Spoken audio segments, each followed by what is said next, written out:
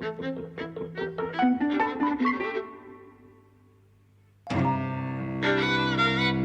and welcome to Eavesdropping at the Movies. I'm Mike. And I'm José. And today we're talking about 20th Century, which is a sort of prototypical screwball comedy directed by Howard Hawks from 1934, just before the Hays Code was sort of strictly enforced. Yes. You hadn't seen this before, neither had I. I thought I'd seen it. It's one of those films I was sure I'd seen it, but actually it turned out that I hadn't. I mean, you know, I kind of, in my head, I must have confused it with, you know, other great Carole Lombard screwballs of the 30s, really. Yeah. This is the film that kind of launched her, from what I understand. Yeah, she was a star then. I mean, I've seen her starring... she was in silent films, and I've seen her in some very, very early ones where she's wonderful, right? So I understand that this is the film that launched her as a comedienne, yeah? Right. So, and definitely she would achieve a completely different level of stardom. I mean, it's very interesting to see just the title of the film, because obviously it has John Barrymore in 20th Century and then Carole Lombard under the title, right? So you get a sense of what her ranking was, but she was nonetheless quite established by then, yeah? Right. So we watched this because this was requested by Celia, friend of the podcast, who's been mentioned many, many times before. She's mentioned it to me a number of times, saying it's one of her favourite films, and like she can't be friends with anyone who doesn't like it, and so on and so forth. She's very much like that, you know. So, are you now going to continue to be friends? You know, I quite liked it. I quite liked it. I don't think I mean, I probably didn't like it enough for her, but we can probably continue to still be friends. She really loves screwballs, right? And I think what she loves about them is the kind of inversion of sort of of gender dynamics. You know, men kind of getting their egos pricked. Women having kind of much higher status, being kind of anarchic. She said to me before. Yes. You know, Carole Lombard has elements of that in this. Although I would take issue with the idea that there's male ego pricking to the extent that you see in other screwballs. What I really liked about this, the thing I like most of all, is the performances, the way they draw out kind of subtleties in the dialogue, which is also brilliant. Particularly the two assistants played by Walter Connolly and Roscoe Carnes, who I may have seen things before, but they're just character actors here. They have these little lines of dialogue that are funny to begin with, and then the actors bring out subtleties in them through gestures, through pauses, especially Walter Connolly, who plays... especially Roscoe Carnes, who plays Owen, who's a drunk. I think is wonderful. So all the kind of bits of business that go on during scenes and in between kind of important bits of plot and dialogue, those are the things I think really make this film come alive. That's what I love. Let's start with the plot. Yeah, why don't you tell us the plot? It's very straightforward. Carole Lombard is this actress, well actually she's a model, Mildred Plotka, who... She's a lingerie model. Mildred Plotka. Yes. And she's kind of basically in the company, in an acting company, run by John Barrymore. Oscar Jaffe is his character's name, who is pompous and full of himself, and he loves the theatre and all this kind of stuff. And he basically picks her out of nowhere, gives her a new name, Lily Garland, and then transforms her into an actress, a star. A Bernhard. Yes, that's right. Through essentially kind of abuse and talking down to her. There's this wonderful bit of business at the start about putting a drawing on the ground, chalk marks to say you walk here, and then in the next line of dialogue you walk here and here and here, and you know then you cut and the floor is covered in chalk. It's wonderful. Yes. But he manages to successfully transform her into a star. You cut to 3 years later, and she's very, very unhappy. And she's kind of acting out and starting to stand up for herself against the way she's treated by him. And she essentially leaves to go to Hollywood. And the kind of back half of the film then is a chance encounter between the two of them, having split up for some time now, on a train called the 20th Century that runs from Chicago to New York. And there's a kind of chamber play aspect to the whole second half of the film, really, where you just know that it's all going to kick off and it becomes a real farce almost. Well, not almost, it is a farce. Yeah. It's a farce through and through. Um, and I loved it. I was watching it yesterday, and I was laughing out loud at several times and catching me completely by surprise.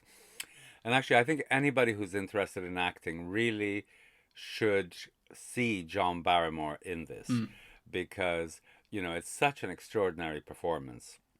It's farcical. He's playing farce, you know, uh, but he does all these double takes, all these. I mean, sometimes on somebody else's line, he'll just pop his eyes that he can't believe what he's saying, and it's so funny, right? So it's he's getting laughs where there aren't any in the dialogue, actually, just through his reaction.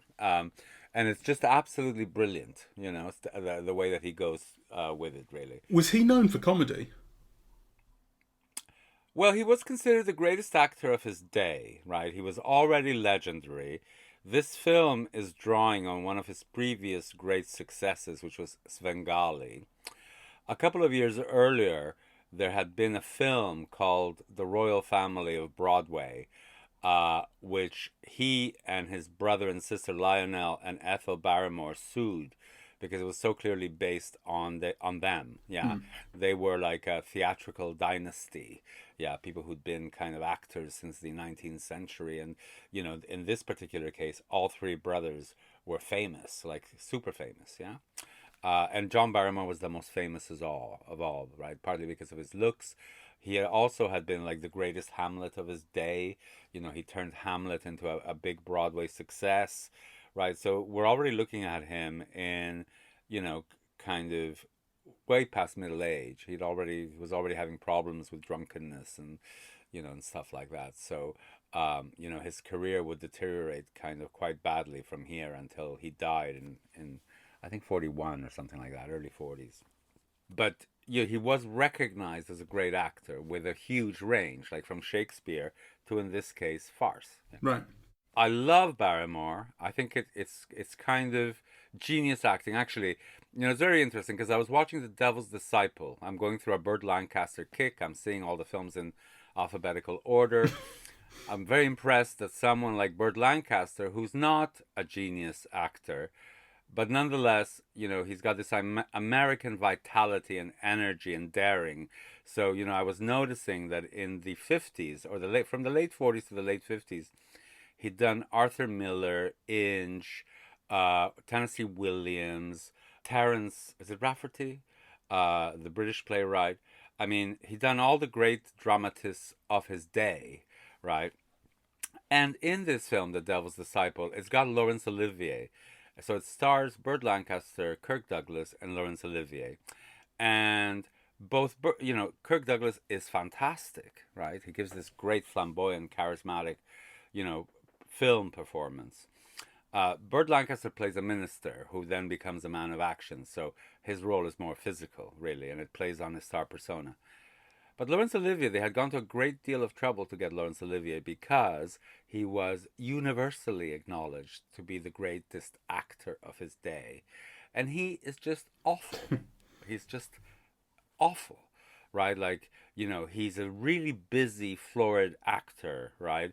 So, he gives he has one line and he gives it 20, different kind of facial expressions. And, every line is thought through. So every word is given, a different intonation, right? And, to me, he seems awful, and particularly in relation to, these movie stars that were looked down upon, but that actually on film are much greater actors than he is on the evidence of this one film. The extraordinary thing about Barrymore is, he's giving a very theatrical performance, a really over-the-top performance. It is meant to be farcical, and yet it's great, yeah? And it's great because it's also kind of unafraid, yeah? Like, kind of, he's not afraid of making a fool of himself. He is going over the top. But then it's a measured performance, right? So, I mean, there's a little bit where he's talking to his manager, right? And he says something, the manager says, I've already talked to, I don't know, Mildred, whatever her name is, for the part, yeah, that Lily Garland has for the moment. And, he does this thing with his eyes, right, in the middle of the other man talking. It's just so funny, right? So, kind of all of those tricks of the trade, yeah, kind of all of the double takes. He's not afraid to do clownish bits, right? Like, so yesterday I circulated a GIF of him. He's in disguise because he's got no money and he's got to take a train. So, and the police are after him. So he's in disguise, and then he goes into the suite of the 20th century, and then he's thinking and he just touches his nose and it goes long. And the way that he pretends to be unaware of what he's doing, it's just so funny. It's such a funny bit of clownish business. He's extremely good, and he's very inventive, and as you say, unafraid. And I think it's also a very generous role to have been given. Because the central joke in his character is that he is overacting more than anyone, but his character looks down on acting, basically. He says, "Oh God, imagine me an actor," he says when he takes that disguise off, lowered to this. But of course he is overdoing it more than anybody else. And it's the way he speaks as well. He speaks in a very purple kind of prose sort of I can't recall any of the lines of dialogue, but they are as florid as you might imagine them to be. He's brilliant. I wish I could remember the lines of dialogue, actually, and this is where I think I should see it again, because they are brilliant, and actually what I really love about this film, which I think is very 30s, yeah, because it's really hard-boiled as well, yeah. It's like, kind of everybody's a crook on the make, or you're fired, you're hired, you're on the street, but I need you, right? Like, so there's a real hard-boiled element to it. And actually there's, what I also love is the intelligence, and this is in comparison to our moment where, I think, people are so proud of being stupid, right? Well, this is a film that delights in being smart, that pokes fun at everything. Yeah, and actually part of poking fun at everything is also thinking you're smarter than they are and superior to what they are. But also this assumption that the audience is just as smart as you are. Yeah, that's something that I think actually throughout Screwball is something that I really like. The idea that you as an audience member are expected to keep up. Yes. That's something that this film has. Everybody talks fast, everybody talks smart. Everybody's on the make. It's very unsentimental about people, right? It's very unsentimental about love. Oh yeah. It's very unsentimental about friendships. Everybody's on the make. Everybody's using somebody. Yeah, like it's a hard look at people. But also it's kind of affectionate and endearing and unafraid. I mean, can you imagine a scene now where, two things stand out, right? The guy who's escaped from the asylum, who's putting up all those posters of Jesus saves, or what is it? Repent now? Repent. You'd have all the religious right on your ass in a moment, right? And they start campaigns again. Well, they don't care. They don't give a shit, right? So, yeah, just to poke fun. And actually, the person is meant to be in a way kind of quite endearing. So, kind of you're not meant to hate the person who's putting up all those posters, But nonetheless, it's a fantastic gag, right? It's a fantastic gag that runs throughout, that's aimed at a particular group that's seen as unwashed and uneducated and unthinking. Yeah. So and arrogance above their station as well. That's the kind of thing about the stickers, isn't it? Going on board the train, assuming to tell people their business. Yes. Yeah. So, and the way that that's used repeatedly. So you think the joke is dead, and then somebody will turn their back and the sticker will be on their back and you laugh again. So I loved all of that. How well do you think it fits in to other Screwballs? I'm not sure, because all the Screwballs that I can remember and love best all have a woman at the center. And the center here is very much John Barrymore. Exactly. So I also think it's interesting that at the end of this, he wins, really. Or certainly the way I see it. You know, he ends up tricking her into signing that contract, and then he ends up with her back under his thumb. But she now knows more, and she's kind of wiser to it. But she ends up having been sort of desperate and subjugated by him again, which is not something I would associate with screwball generally. Generally you would probably see the man win out less. Well, but the thing is that the man wins out less. But when you were saying that he isn't pricked, I think he is. You know, because that whole scene at the end is he needs her. True. Yeah, he's completely destroyed, you know, without her. He's got no other hope than, you know, for her to join his play, right? So, you know, all his ideas of himself and so on, like, they, you know, they finally changed. He recognizes his need for her. So I think an equality is restored in something that starts as very unequal. She's Mildred Plotka, the lingerie model. He's the great famous wizard of Broadway. By the end, they are equal. I would agree with that, apart from the point that after you get off the train and you have that final scene back in the theatre and he reverts to his old ways of the way, you know, talking down to her, like, that to me says the equality of, he realises that he needs her and that's why he begs and tricks her. Has, now that he's sort of won that battle, he's able to, you know, go back to the way he was. So that equality is disrupted again. I don't see it that way, because at the beginning, she's a lingerie model and he's the Svengali, right? At the end, he's the director and she's a temperamental actress wearing furs who starts fighting with him from the very beginning. So actually, you know, they start fighting. That's... Yeah. So it's not that I'm telling you what to do, where to walk, how to talk. I'm going to put a pin cushion up your bum to get you to scream properly. It's not like that at all. No, sure. Right? So I think there has been a change. Though I agree with you that the Carole Lombard character is not the central character. And it's not even like in some of the other screwballs that I love, like It Happened One Night, where there's a real equality. Yeah, it's a real kind of, you know, it revolves around the couple, right? This is really more about John Barrymore. And the part that she plays in his life, as opposed to the parts they play in each other's lives. You know, she's extraordinary, I think, because, I mean, she's not as good as he is in terms of line readings, inflections, but, you know, she's so game. Yeah, she's, it's hard to imagine a major star of the period just giving herself up to this silliness like that, right? She goes in wholeheartedly into everything.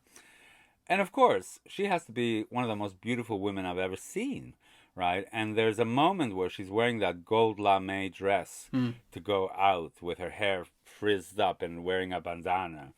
That has to be one of the most glamorous images, really. Yeah, it's kind of... So she makes a kind of impact visually, that he doesn't. And that brings a kind of an equality to them as well, yeah. So, you know, he's kind of... He's brilliant at acting it out.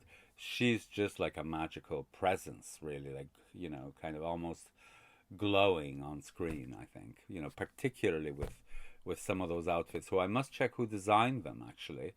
You know, kind of the gold lame one looked like a Travis Bantam, but I'm not sure. Can we check to see who designed those dresses? Because they were amazing. I'll have a quick look for you. There'll be information on IMDb, I'm sure. Give me a second. Costume design by Robert Kalloch. Kalloch. Brackets gowns, brackets uncredited. That's what IMDb has. Right, okay. Fine. They were fantastic. I don't know what else. Maybe I could just have a quick look what else he... Yes, he's done fucking everything. Although he does seem to be credited all the time as Kalloch, gowns. He's a gowns guy. It seems. Okay. On every film. So there's that. Okay. He's your gowns. I don't know him, really. He's your gowns hero. It's probably more of a problem with me than a problem with the film, that I started to kind of fall out of love with it when the film developed into making Barrymore and Lombard the same person. That's the kind of central conceit, is she turns out to be as bad as him, and they're kind of as objectionable as each other, and that's why they're perfect for each other. That's the, ultimately that's the resolution, really.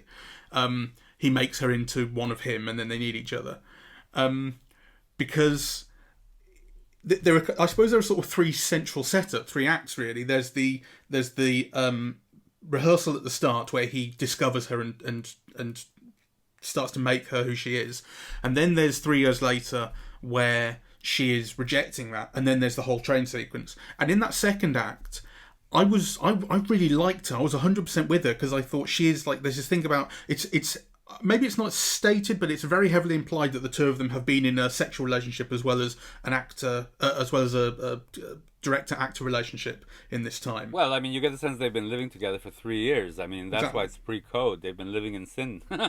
Yeah. I mean, that seemed very clear to me. And there's this thing about, like, she says, I'm gonna go out to the Ritz or the Mayfair Club. It'll be the first good time I've had in 3 years, and that, there's an implication there. And there's a whole aspect to her there, which is about not taking any more of this bullshit, any more of this abuse. And when he comes in, he just kind of storms his way in, and they have an argument. He is not only acting over dramatic as he normally does, but he is sort of threatening her with emotional blackmail. This thing about jumping out the window, and what a victim I am. And the moment that she goes, fuck you, I'm not having any of that, I don't believe a word of it, jump out the window if you want, I know you won't. I'm like going, yes, exactly, you are the fucking best, right? I love this woman. And so when you get to the train, and she's had this situation in Hollywood where she thinks so much of herself now, and she's become as bad as him, I started to fall out of love with the film, really. And it's, and it's like, I can only put it down to wanting the character to be different to what she turns out to be. But I do think that it's not just that I wanted it to be different, but that in the conceit of those two turning out to be as awful as each other, the film wants to be charming about it. It wants it to be charming, and I didn't find it charming. So I think it maybe fails for me there. Oh, you see, I found it charming because the whole film is poking fun at the theater and theatrical types. Right, and they are extreme versions of those theatrical types, and it is meant to be a farce. It's not meant to be like realistic, in that respect. So actually, it's true that they have almost, no redeeming features except their talent. I mean, the film begins by showing you that they're egomaniacs, right? Like the very first image that you see in the film is, what's his name? Jaffe. Jaffe, yeah. His name's on that poster outside the theatre like 8 times. Yeah. Jaffe presents, Jaffe directs, Jaffe, the great Jaffe. Yeah. So like. But the thing is, the joke about that is on him from the start, as you say. It becomes who she is, and I think that in doing that, the film wants them to play, or wants that to play as charming. I think. Charming is probably the best word, because it can't possibly play as appealing, because you can't like these people. But I think it wants you to get more fun out of their play off each other than I did. It's poking fun at them. Yeah. Right. So, of course she becomes like him because she becomes a big star and she becomes completely obsessed and, and so on and so forth. And, but I think you are meant to find that charming and endearing. Right, because it's people's idea of the theater that is being made fun of. I mean, you're not saying these are ideal people. You're saying this is theater. No, absolutely. I'm not for a minute saying I think these are supposed to be ideal people or I want them to be, anything like that. Not at all. I get the joke. I just think for me, in that second half, it fails for me. I think it's aiming for something that I didn't quite feel. That's all. I loved it, and because. Also, those moments that you're describing are, the moment. I mean, it has moments of both verbal brilliance and acting brilliance, and a stringent social commentary. The thing with the actors who have, performed in the the Oberau, whatever the theatrical, the passion play. I mean, it's so funny. They're stuck in America, and actually, the idea of her offering her this great role that he's partly making up, and it's Mary Magdalene who is like the greatest whore in history. Yeah. That's how I see you. Yeah. It's true. I mean, it's very funny. Yeah, no, I found it funny. But the thing is, like I say, for me, it is about the business in between the main thrust of what's going on. That's what I found really funny. Like I say, those two assistant characters who I pointed out at the start, Owen and Oliver, I think one of the reasons that I like them so much is that they are the kind of... They're the wink to the audience that, oh my god, my boss is insufferable. Yes. Like, and because I find him equally insufferable, I'm with them. So every moment of their being tired of what they have to put up with is a moment of joy for me. Yeah, but that's, I think, also... So you see, I agree with you, but I would value that differently. Okay. Because actually, I think that's part of the genius of the film. Yeah, because at the heart of this film, at the very center, you have two people that in your real life you wouldn't put up with for a second. They are both insufferable, right? Yeah. And actually, this is also part of John Barrymore's genius as an actor, because he knows he's playing someone insufferable, right? Like, he's making you laugh at him, right? Yeah. So the whole film is about these complete egomaniacs, right? That you're not meant to like. Yeah, you're meant to laugh at them. Right, and the actors know that, and they give themselves entirely to be laughed at, right? So it's fantastic. Yeah, I mean, I do still think the film wants you to get something slightly different out of them. It definitely wants you to get that out of them. I mean, don't get me wrong; like they are pompous and there to be laughed at. But I did still feel the film was asking me to feel something in addition to that, which I didn't. But maybe I'm reading something into it that is not there really. The film is very interesting to look at because it's written by Ben Hecht and Charlie MacArthur, right, who were newspapermen, and in fact their big famous success was The Front Page, which they then kind of redid as His Girl Friday. So you can see similarities in that quickness, that intelligence, that lack of sentimentality in all of those three works really. And of course, again, His Girl Friday is one of the great kind of screwballs as well. I prefer that to this. So I also wouldn't rank this as one of the greatest screwballs. I mean, I have other preferences. But actually, I really like the harshness of this one, because if you see some of the others, like The Awful Truth or what they called like comedies of remarriage, they're intelligent, but they're also romantic, right? And characters are brought together, in a different way. This is kind of heartless. Yeah, right? yeah. And it remains heartless throughout. And I like that about it. Yeah, I agree with that. That ain't the truth. The last thing I wanted to mention is that is maybe lost on us, right? Because, do you have any idea what the 20th century was? Yeah, well, so I know that it was, like I say, this kind of luxury train liner, I suppose, that went between Chicago and New York. But as to what it signified, I suppose, well, luxury. Yeah, but it's important to underline because that's one of the attractions of the film. And that's why the film is called like that. So it was the equivalent of the jet set flying on the Concorde 10 years ago or 30 years ago or whatever, right? Yeah. So it's the place, it's the train that movie stars would take from New York to LA, and they always switched trains in Chicago. Right. So and it was very famous. Was that like so you could be seen? No, it's not that. It's just that it was very expensive, it was very luxurious. And also it was so long that you had to switch trains in Chicago. So for the plot of this narrative, Jaffe is in Chicago. She's coming from LA. That's where they meet. Yeah, they end up getting together on the way to New York, right? And I forget what it was. It was like a 3-day journey or something like that, right? So, yeah. So people had sleeping cars and, and there's a whole talk of that the film. And so for an audience, that would have been a fantastic attraction to actually see the inside of, those places that movie stars traveled on, right? Kind of when they traveled. Yeah. Yeah. So, So it was like an early form of MTV Cribs.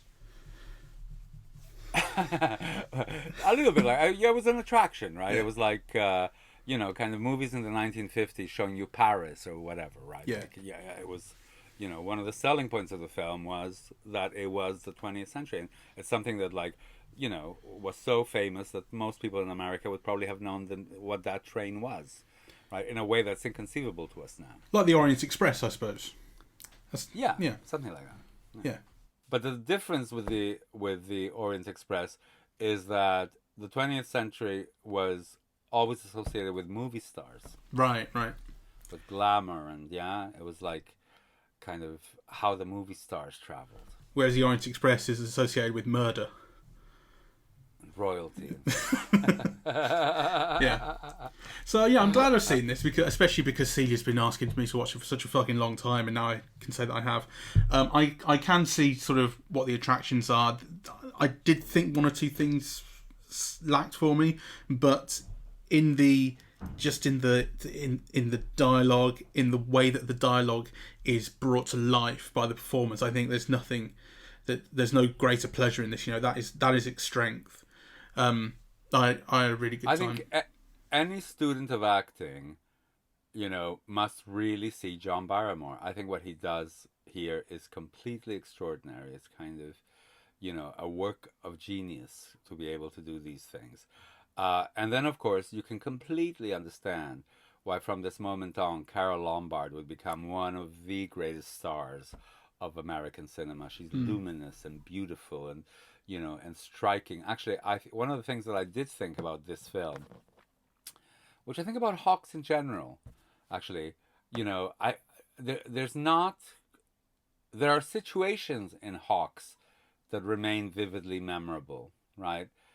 So the dinosaur falling and Cary Grant holding Katharine Hepburn by the hand as she swings. But there are very few images that I find memorable, like, so there isn't a shot or a camera move that you go, wow, right? Like, yeah. But actually, in this film, I think Carole Lombard brings that all by herself, kind of, just her in that gold lame dress is something I'll never forget, and it really kind of typifies a kind of a 30s glamour, to me. It's not just beauty, though, Jose. She's also a good actress. She's good, though, I've never been able to convince you to be or not to be the whole way through. But it's not that you've not been able to convince me to. We've just not agreed to. We can watch it tomorrow if you want. Okay. Well, we definitely should watch it, because should. If you think she's good here, what she can do with a line for Lubitsch, 6-7 years later, is amazing. I look forward to it. She becomes like Barrymore. She gets laughs, out of almost nothing just by intonation, really. Yeah. So I think you're right about her here in terms of performance. She is she is obviously a secondary character to Barrymore, and her performance is worse than his. So worse is not a very good term. Not as good as his. And she gets kind of less out of it, and she's a little bit screamy maybe sometimes. But she also has she has a kind of presence and spirit that is wonderful and stands up against his entirely, And then energy, and just the way that she throws herself at the role is actually fantastic and fearless, and kind of there's something very you warm to her just by her abandon, So I love her in this, but I do think just in terms of level of skill, she's not comparable at this point to Barrymore. No. Though I think she will become. Speaking of acting, right, this is a complete non sequitur, but I watched this film Spies in Disguise the other day, which I've been talking about on Facebook because it's not a very good film, right? It's an animated movie from recently, where Will Smith is a spy who turns into a pigeon. right? And that's and it's a perfectly mediocre film. It's like it's animated by Sony or one of those smaller places that don't really have sort of iconic animation to their name like Pixar. But there are things in it that were really making me laugh, and Will Smith's line readings, especially when he becomes the pigeon version of himself and he's not happy being a pigeon, are genuinely absolutely wonderful. What you say about actors giving themselves to a role, honestly, you can do worse than watch Will Smith or listen to his voice in Spies in Disguise, because he is just magic. He gets the tone completely, and I think it's great. So, like, it's a weird sort of recommendation to put at the end of this, but Spies in Disguise is really good voice acting. All right. Well, I think this is a marvelous film. I think, what is it now? It's almost 70... No. 1934. So we're 14 years off its 100th anniversary. 86 years. It's 86 years old, and it still had me laughing throughout. I mean, that is amazing. Yeah. You know, I think it's particularly harder for comedies, actually, you know, than it is for drama to I think you're right. To comedy ages more badly. I mean, particularly topical comedy, which this isn't. Topical comedy tends to because the kind of social things that it criticises change dramatically in short periods of time. So this has a better chance of standing up, but still, it is tough for comedy to keep doing that. Yeah. So I think that in itself is a testament to the quality of the film. You know, that 80 odd years later, here we are laughing at it. You know. Yeah. It still succeeds. I think it's amazing. Sarcasm and kind of sarcastic asides and things like that never stop playing well, I think. And this film is full of those. And it has like a Preston Sturges worked on it, I think. I think Preston Sturges... He did a draft when it wasn't accepted, but you know, he may have had like lines left in there, and there's something very Preston Sturgesy about the feel too. Well, I mean, to me, like, you know, Hecht and MacArthur... Like, you can see, I mean, Hecht was one of the great screenwriters of the period. He did Notorious for Hitchcock and so on. You know, he was the highest paid screenwriter, I think, of this period. And, you know, Hecht and MacArthur as a team are brilliant, really. So if Sturges added something to it as well, you know, there you have three of the greatest screenwriters of the period kind of working on this film, and it shows. Mm. Yeah, great. So recommended, I think. I don't think it's a revelation. I think this film is known, you know, and it's in like the AFI sort of. It's been canonised, I think. But we just hadn't seen it. But for a lot of people, I mean, you know, my God, I've been like a film critic for 40 years practically, and I still hadn't seen it. Yeah. So I'm sure there's lots of people, you know, who haven't, and I suppose this is a nudge, you know, that you should. Yeah, exactly. Good movie. Okay. So thank you very much for listening. We are eavesdropping at the movies, and we are on Apple Podcasts, SoundCloud, Spotify and YouTube to listen to us. On social media, we're on Facebook and Twitter, and the website is eavesdroppingatthemovies.com. Thank you very much for listening. Cheerio.